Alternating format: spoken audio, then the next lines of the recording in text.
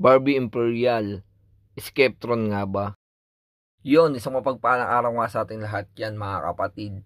Yun, hindi tayo papaligoy-ligoy pa mga kapatid. Bigay lang tayo ng konting opinion dito sa nakikita natin sa social media. Yan, actually tahimik lang tayo. Hindi natin pinupusto, hindi natin sinishare. Pero yan, para maliwanagan tayo mga kapatid. Yan, meron kasing kumakalat ngayon na picture yan ni Barbie Imperial na naka long live sign. Nakakala nila ritual. Yan, kala nila ritual yung nandun mga kapatid.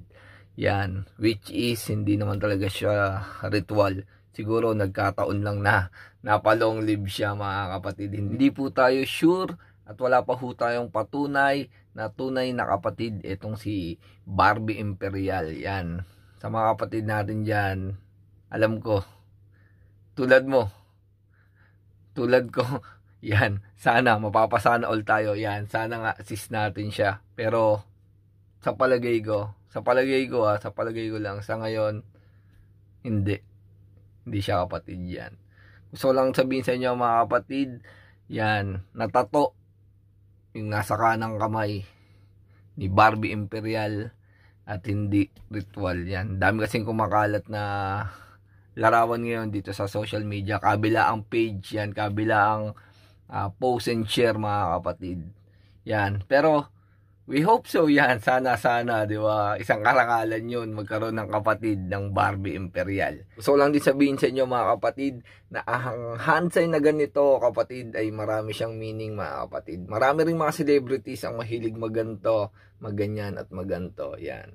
Ibig sabihin din nito kapatid, hindi lang long live.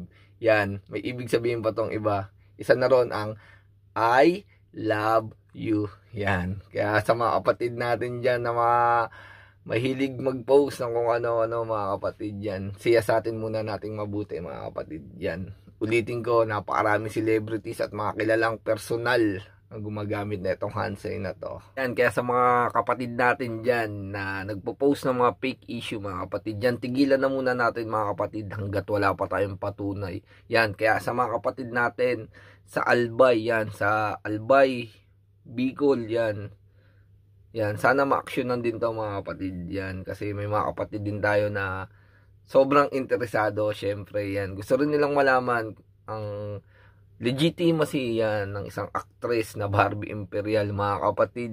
Yan, sana may patunay tayo dyan mga kapatid. At syempre maraming umaasa, di ba, na baka sakali kapatid nga talaga natin to. Yan, sa kapatid ng Alpha Kaparo. Pero sa ngayon, ayan, wag po muna tayo mag-post ng mga fake news mga kapatid. Yan, hintayin po muna natin lumabas yung tunay na resulta. Yan, sa mga kapatid natin dyan sa Kabikulan, mahabang buhay sa inyo mga kapatid. At sa lahat ng kapatid natin dyan sa ang mansulok ng mundo, long live Alpha Kaparo.